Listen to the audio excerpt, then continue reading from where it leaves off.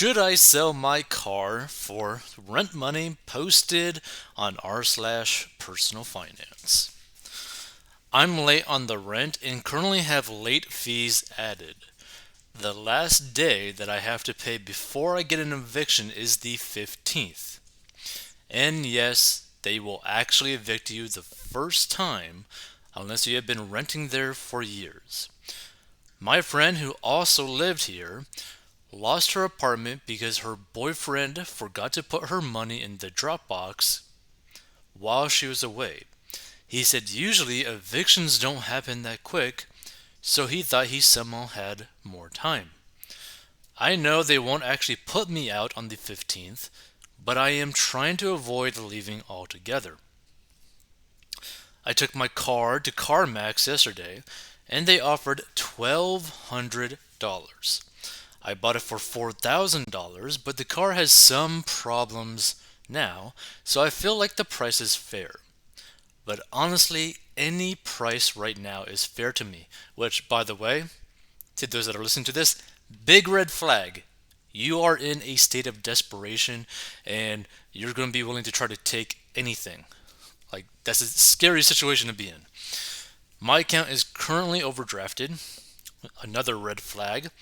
It is in the negative 100s.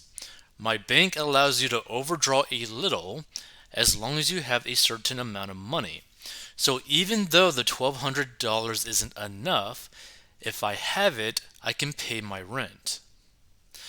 I'm not currently working, but I do have a job offer. I start training on the 23rd of this month. It's new and they haven't finished building it yet. No, the job isn't walkable, but I can get there. When I start this job, my first paycheck will allow me to pay next month's rent. I know some people might want to know how I paid the rent before, or why did I get an apartment I can't afford, but I did have a good job at first before an incident happened, and now I no longer work there. That was a little while ago. My, pe- my people say that it is a bad idea to not have a car. I guess many people say that is a bad idea to not have a car, but I say it's even a worse situation to not have a place to live. I don't know what else I can do. What do you guys think? Well, here's the thing. If I was in this person's situation facing what they are facing right now on the 8th, and I have till the 15th, what I would do, I would not sell the car. I would be doing any sort of thing to get cash. Cash in my hand right then and now. So that could be doing odd jobs on Craigslist, right, for just cash in hand. That could be begging on the side of the road, which is not ideal. That could be finding a job that will just hire you for anything, cleaning toilets, anything at all, even if it's minimum wage, right? Just anything to get money, right?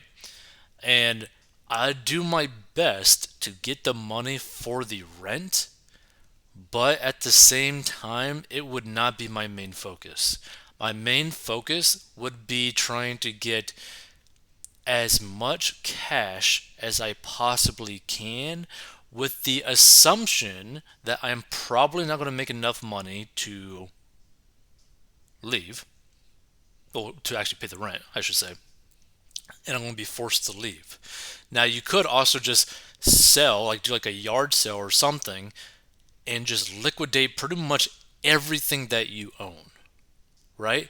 Not to mention, I don't know what device the person has in terms of like a phone and whatnot, but if you have like a newer iPhone or a newer Samsung, you could probably sell that thing for still about like $800, $900.